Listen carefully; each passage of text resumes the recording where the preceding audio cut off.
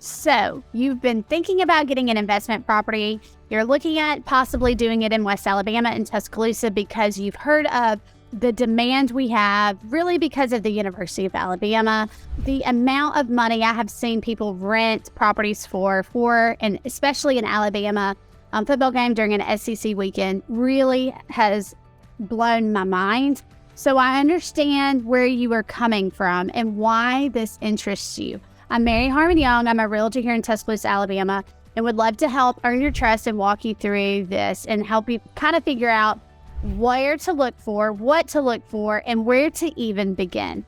So you may be from out of state, and let's start with letting you know that Alabama is a buyer beware state. So what that means and what that's important to you is that Alabama is a non-disclosure state.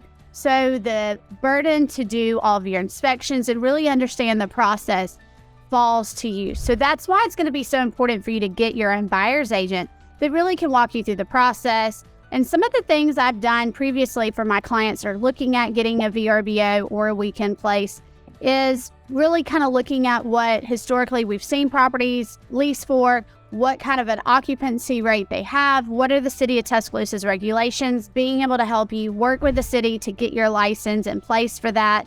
Do you need an exception? Does your condo complex even allow short-term rentals? Do they allow for long-term rentals? And really kind of looking through the HOA documents to see what you are expected to do if you go down that route. And I have that kind of information that I can help you with.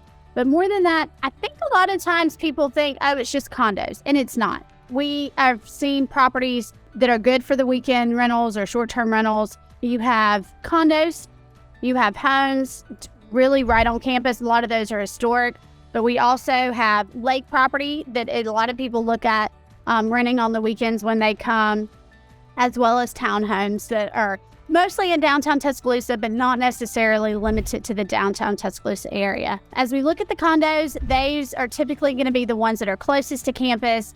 A lot of them are starting to come with golf carts for you to enjoy during your weekend and during, your rental.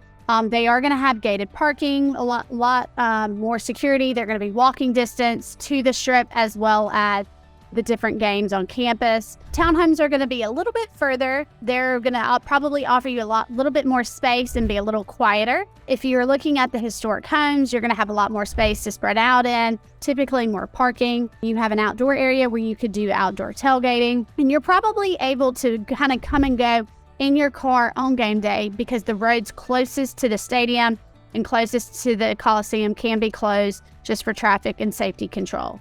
A lot of times people don't think about lake properties being a good option, but that is something that a lot of people are enjoying for when they come in town for games and different events.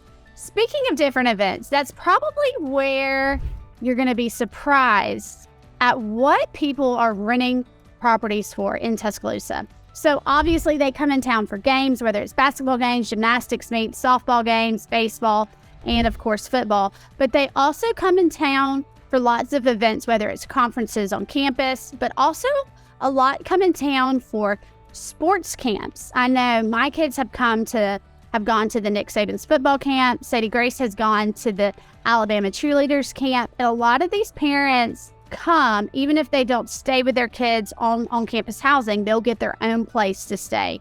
You're also able to see a lot of people come in and rent for graduation events, parents' weekends, for sororities and fraternities, but also they can come in for lots of events that the city of Tuscaloosa hosts, whether it's a concert at the amphitheater. We've had lots of biking races, running and walking races, as well as triathlons. So there's lots of events in and around Tuscaloosa, whether it's Kentucky, the Moundville Festival, that also bring people in. So really we're able to have a lot more occupancy than I think you would think, because it does extend past the football season and does go to year-round events where people are constantly looking for those weekend and short-term rentals. So my husband and I have an investment property ourselves that we do have on the various websites to get short-term rentals. And so we have some personal experience that I can help you with and really kind of talk you through what we have set up in our automation so that we don't have to go out every time.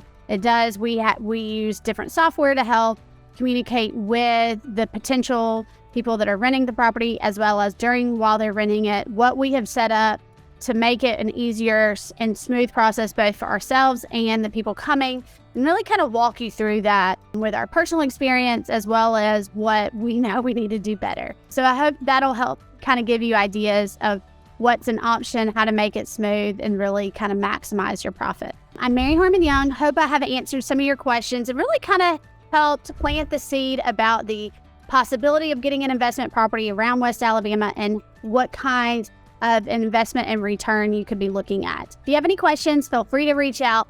Follow along and subscribe because I'm going to be dropping more information that might interest you about West Alabama and properties close to the University of Alabama campus.